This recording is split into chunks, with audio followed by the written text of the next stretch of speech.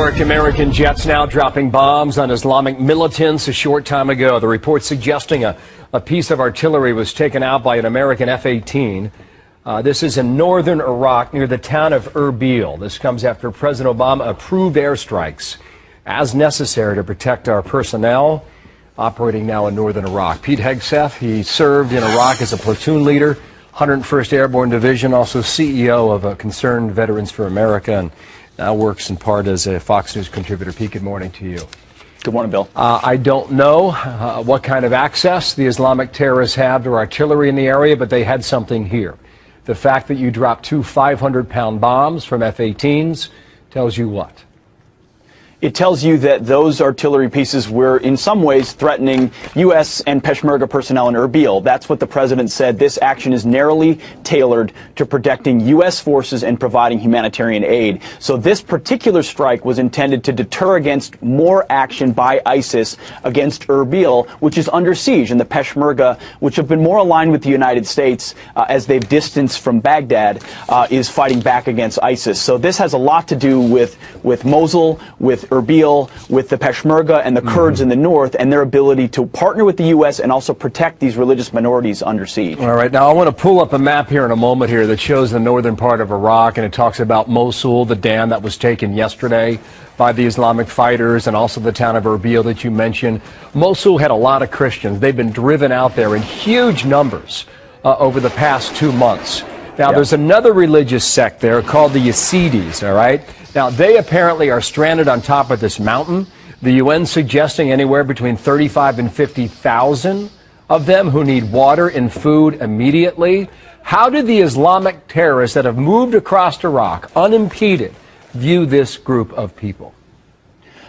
We know the Islamic State of Iraq doesn't look kindly on Christians, and they've been persecuting and killing them. And that's what happened in Mosul as they pushed all the Christians out of Mosul. They see the Yazidis, which the most recent siege happened in Sinjar, as lower than Christians. They see them as devil worshippers. They are scum to be killed, and they want to commit genocide against this group if they can. That's why they pushed them onto Sinjar Mountain, where they've got nowhere to go and they're surrounded by ISIS fighters. The Peshmerga cannot get to them. That's where we've dropped aid to these Yazidis and some Christians that are there as well, to provide them survivability in order to create an option for them to get off of there or for ISIS to be defeated. But the actions by this president aren't necessarily going to peel back ISIS from that mountainside. That would take a little bit more of an offensive posture than was announced. The president, you heard him last night, right? No more American forces on the ground, but we have upwards of 750 right now operating in Iraq. Can he stick to that and still be successful and avoid the potential and the possibility for what could ultimately be genocide? I don't know that he can stick to it, and if he wants to, he will. But can he prevent active genocide by sticking to it? That is very much an open question. What he announced was, by nature, a reactive, defensive posture. You're protecting, you're providing humanitarian aid, you're providing limited strike to protect U.S. personnel. If he wanted to roll back ISIS in order to prevent genocide, that's where you'd have to provide real active support to the Peshmerga, which could use more supplies and ammunition, more support to the Iraqi army, and ultimately air support to those forces, because what gives us the advantage is air support on the ground.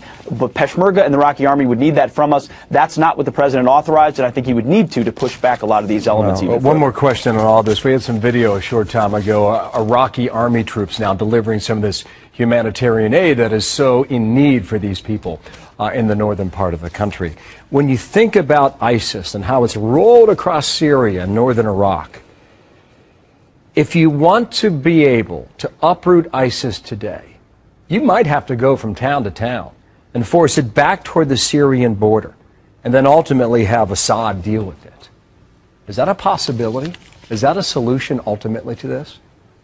Ultimately, if you want to defeat ISIS, you have to defeat them militarily. And in order to do so, if you're not going to use U.S. boots on the ground, you've got to more robustly support the assets you have that can do that. And I've argued from the beginning that standing beside and empowering the Iraqi army, what exists, I know it melted away, but it's consolidated, finding the right aspects and providing air support and U.S. personnel support is probably your best chance to go city by city. And then also empowering the Peshmerga force to consolidate support in the north north and push these ISIS forces west towards Syria. If it's not going to be U.S. boots on the ground, it should be advisors advising with close air support and other air support to go town to town to remove ISIS. All right, Pete, thanks. We'll talk again, okay? I mean, listen, if you don't believe what ISIS believes, I mean, you're in their crosshairs. Plain and simple. Pete Hegseth, thank you for that. Want to go to another hot spot of the world right now with Arthel. Yeah.